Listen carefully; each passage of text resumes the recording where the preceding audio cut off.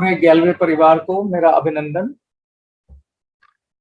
गैलवे परिवार में जब मैं गैलवे परिवार कह रहा हूं तो मेरा मतलब उन सभी से है जिन्होंने कभी भी गैलवे परिवार को छुआ है और जो भविष्य में छूने वाले हैं, सब किसी भी तरीके से, चाहे वो गेस्ट बन के आए या हमारे कभी साथी रहे, कहीं और किसी कंपनी में चले गए। मैंने क्रिएटर से सबके लिए प्रार्थना मांगी है, सबके लिए मंगल मांगा है, क्योंकि एक बात क्लियर है, हम सब उसी परमपिता परमात्मा का अंश है। इस शरीर में आके अलग अलग हो गए हैं और अपने गुणों से प्रभावित हैं, लेकिन सब में ब्रह्म है, सब में परमात्मा है। इसी दृष्टिकोण के साथ मैंने सबका मंगल मांगा और क्रिएटर ने मंगल दिखाया भी। आज मैं जो आपसे बात करने वाला हूं वो एक छोटी सी स्टोरी के साथ बात शुरू करता हूं। एक बड़ा प्रतापी राजा था।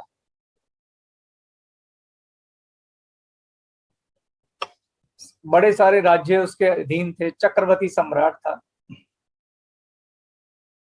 लेकिन वक्त का पहिया बदला, उस पर दुश्मनों ने आक्रमण किया। अंदर का सेनापति मिला हुआ था, और जैसा कि हमेशा होता है, जब अंदर से कुछ गद्दार होते हैं तो बड़े बड़े राजा हार जाते हैं। तो उस वजह से उस राजा की उस युद्ध में हार हुई और उसको भागना पड़ा। वो एक सुरंग से निकल के जंगल में भाग आया अकेला, और जंगल जंगल भटकने लगा। खाने के लालसे पड़ गए, खाने के लाले पड़ गए। टाइम बीतता रहा, कभी वृक्ष से कुछ तोड़ के खाया, कभी कुछ खाया। जरा कल्पना कीजिए, एक राजा जिसके आगे 56 भोग आते हैं, सेवक सेविकाएं हमेशा उसके आगे रहती हैं, उसके लिए कितनी बड़ी विपत्ति थी। और वो बड़ा तकलीफ में इधर उधर भटकते भटकते एक साधु के आश्रम में पहुंचा। उसने उनको प्रणाम किया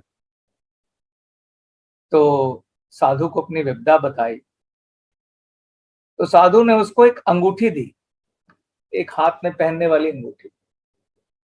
उन्होंने कहा, हे राजन, जब तुम्हें लगे ना कि तुम बिल्कुल हार गए हो, कोई आशा नहीं बची, सारी उम्मीदें टूट गई हैं, तब तुम इस अंगूठी को खोल लेना, उससे पहले मत खोलना। राजा ने साधु को प्रणाम किया और वो वापस आगे बढ़ गया। फिर से जंगलों में धक्के खाता रहा, समय बीतता रहा। आखिर एक दिन राजा बिल्कुल निराश हो गया। उसे लगा अब जीवन में कोई आशा नहीं बची, मुझे इस जीवन का त्याग कर देना चाहिए। उसने आत्महत्या करने का डिसीजन लिया, क्योंकि वो कहता था कि भाई अब मैं थक गया। वो पेड़ के नीचे बैठा जब ये विचार कर रहा था, तभी उसकी नजर उस अंगूठी पे पड़ी और उसने सोचा अब इससे बुरा वक्त क्या होगा कि जब मैं अपने जीवन का अंत ही करने लगा हूं, तो चलो मैं एक अंगूठी एक बार खोल लेता हूं। तो उसने उस अंगूठी को खोला तो उसमें एक महामंत्र लिखा हुआ था, और वो महामंत्र मैं आपको बताने जा रहा हूं। वो महामंत्र था, हे राजन, ये वक्त नहीं रहेगा। हे राजन, ये वक्त नहीं रहेगा। जैसे ही उसने इस बात को पढ़ा, उसके अंदर फिर से एक आशा जगी कि ओके, वक्त बदलेगा। वही हुआ।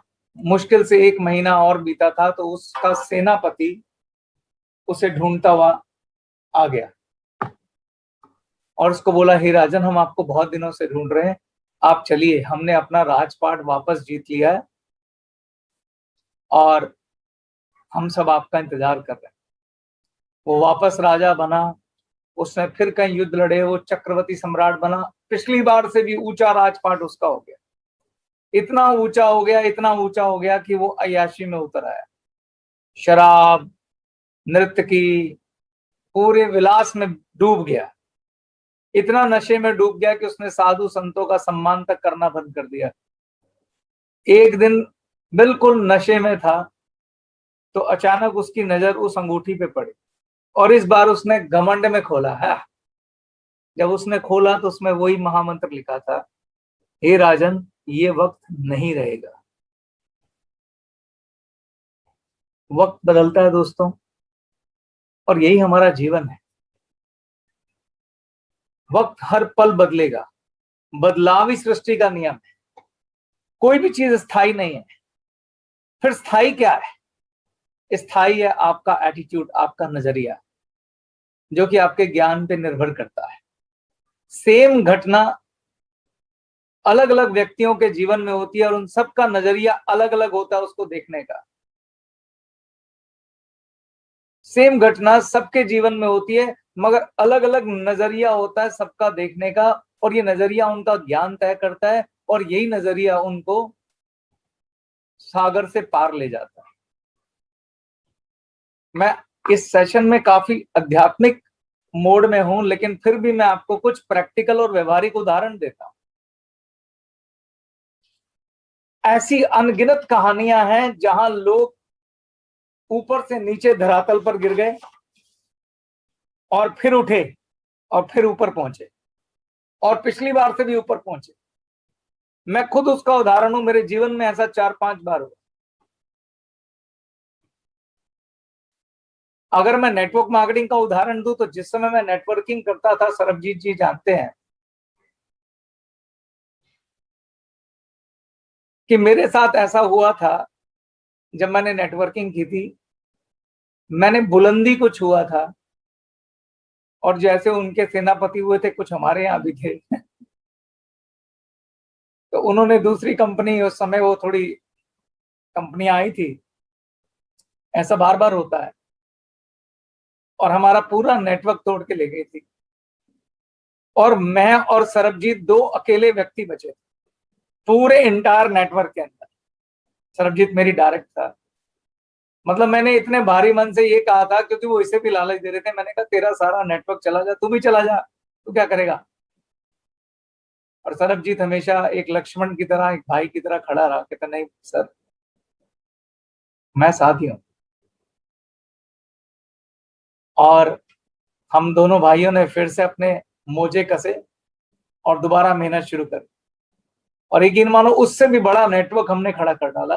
और ऑफ कोर्स हमने नहीं, ईश्वर की इच्छा से ही हुआ। लेकिन एक चीज उसमें कॉमन थी, वो ये थी कि ये वक्त नहीं रहेगा, ये वक्त बदलेगा।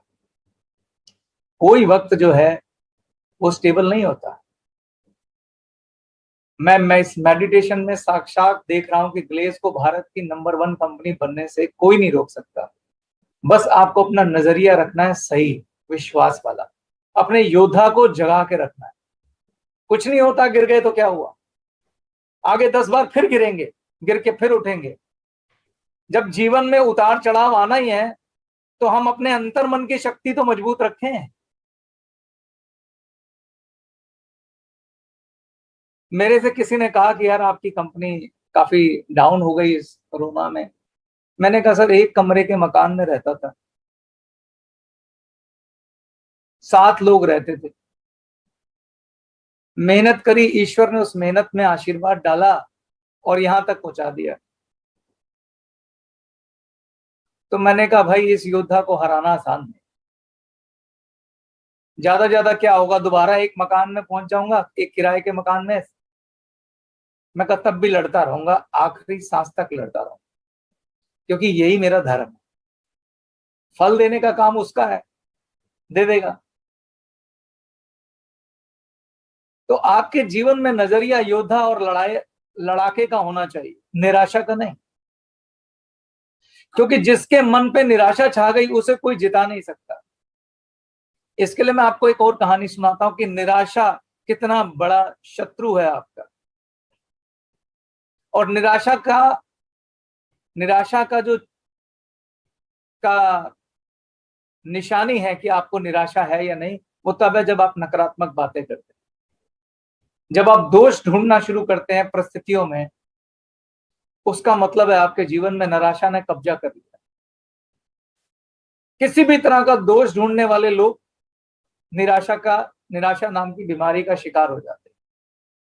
लेकिन जो लोग अपने इस समय जो हाथ में संसाधन है, उसके साथ युद्ध की तैयारी करते हैं, वो उनके जीतने की संभावनाएं प्रबल हो जाती है। मैंने ऐसे, आप लोगों ने इतिहास पढ़े होंगे कि एक राजा था जिसके पास 2 लाख की सेना थी, मगर उसे एक ऐसे राजा ने हरा दिया जिसके पास 5,000 की सेना थी। क्या फर्क था दोनों में?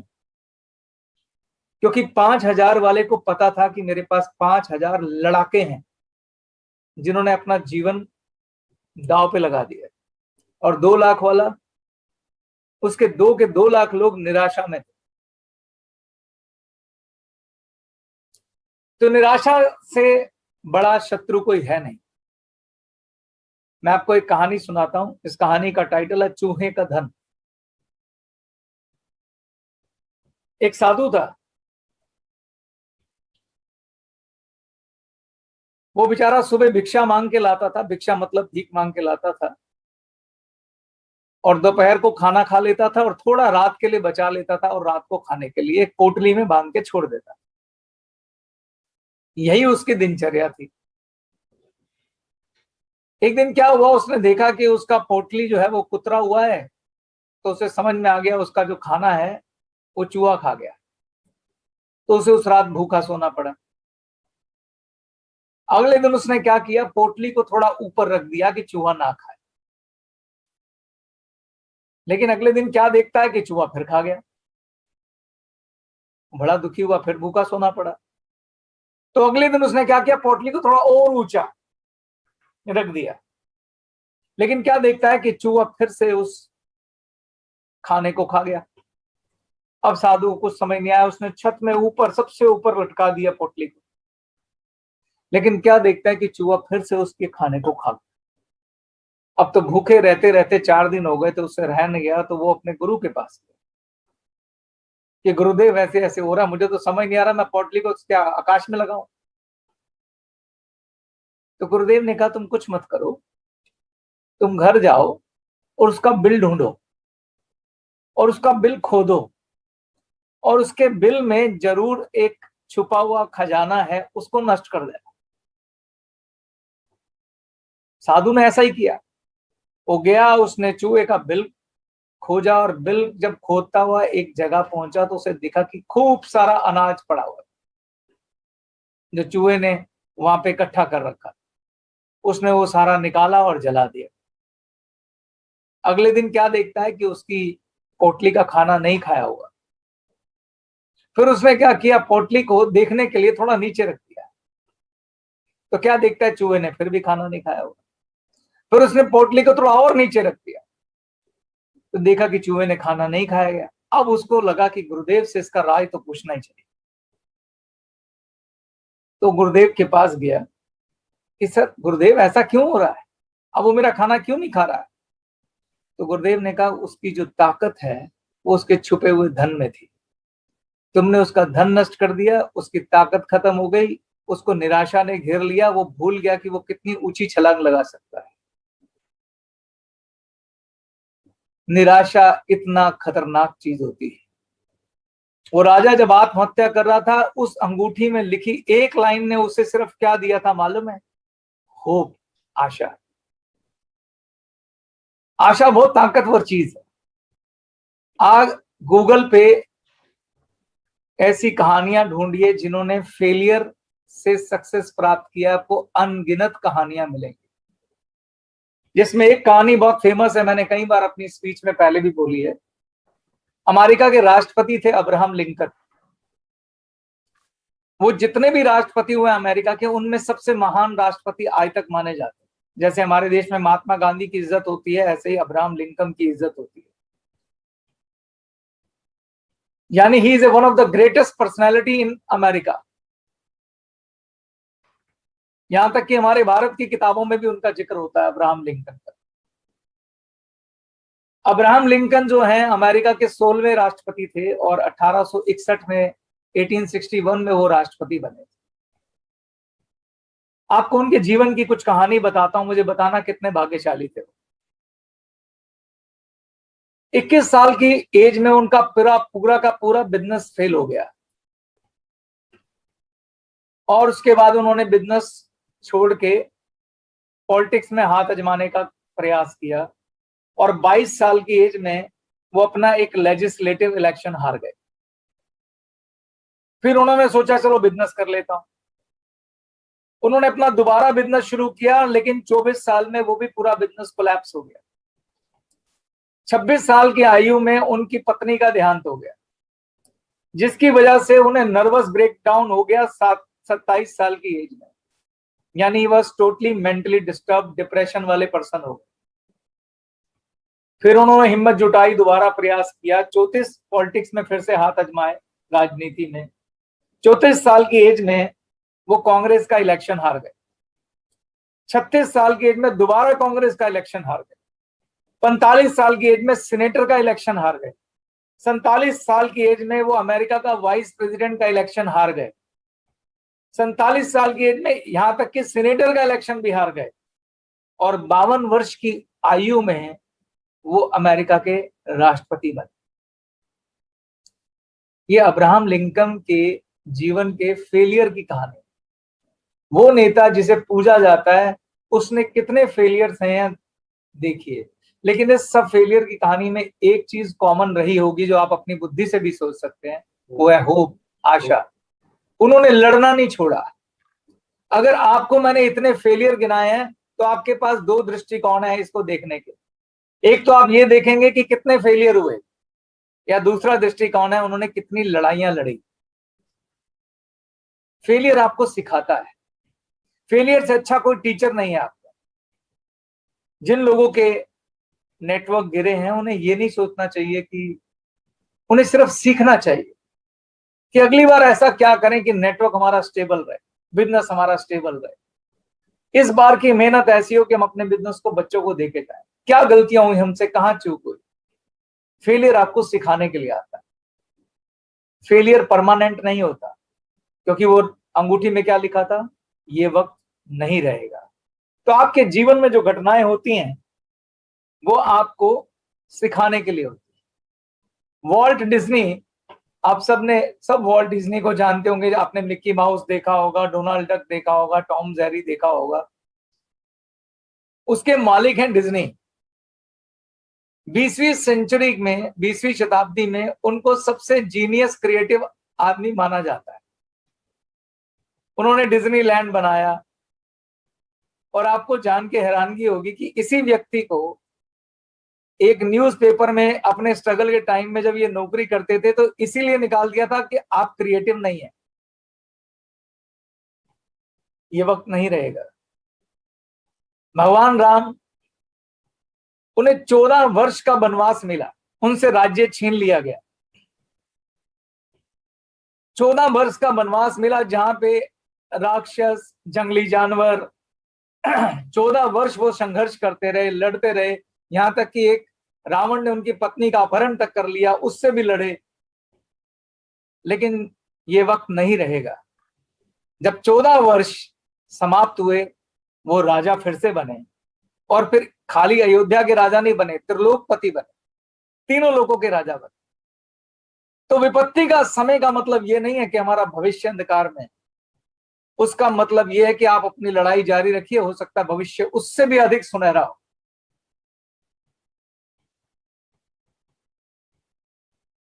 हमारे इतिहास में बहुत कुछ ऐसा भरा पड़ा है। पूरे विश्व में ऐसी कहानियां भरी पड़ी हैं, जहां लोगों ने विपत्तियों में संघर्ष करके अपने सुनहरे भविष्य को सुनहरे अक्षर में लिखा। महाभारत में पांडवों को दुनिया का सबसे बड़ा योद्धा बोला जाता है। अर्जुन को बहुत बड़ा योद्धा मिला बोला जाता है। एक 5 गांव के लिए तरस रहे थे वो, कि 5 गांव दे दो, हम अपना गुजारा चला लेंगे, नहीं मिला। जुए में हार गए, वो अलग। 1 साल का अज्ञातवास मिला, वो अलग। वन वन में घूमे, दर दर की ठोकरें खाई। और अज्ञातवास में क्या विपत्ति थी कि उनको कोई पहचानना नहीं चाहिए। और सोचो, इतने बड़े बड़े योद्धा, उन्होंने अज्ञातवास निकालने के लिए अर्जुन को औरत का रूप लेना पड़ा। और औरत का रूप लेकर वो अर्जुन, जो उस समय के युग का सबसे बड़ा धनुर्धर था, सबसे बड़ा योद्धा था, सोचो वो औरत बन के घूम रहा है। और एक राजा की राजकुमारी को नृतक सिखा रहा है। खाली औरत बनना नहीं, नृतक सिखा रहा है, और नृत्यकी के रूप में रह रहा है ताकि पहचाना ना जाओ। बाकी सारे पांडव उसी राजमहल में सेवक बन के रह रहे। कोई किचन में काम कर रहा है, कोई झाड़ू लगा रहा है, कोई पोछा लगा रहा है, इससे बड़ी विपत्ति क्या होगी। लेकिन जब वक्त बदला, उन्हीं पांडवों ने भारत की सबसे बड़ी पावरफुल सेना कौरवों की सेना को हराया, क्योंकि ये सारे योद्धा थे। वक्त बदला, ये वक्त नहीं रहेगा। और उन्हीं पांडवों ने पूरे भारत पर कितना लंबा शासन किया। तो विपत्ति का मतलब है रात, और दुनिया में यकीन मानिए कोई ऐसी रात नहीं है जिसकी सुबह नहीं होती। तो हर रात की सुबह होती है, हमारी भी होगी। और इस बार उजाला पिछली बार से बड़ा होगा, और ईश्वर सबका कल्याण करेगा, ऐसी मैं प्रार्थना करता हूं। धन्यवाद।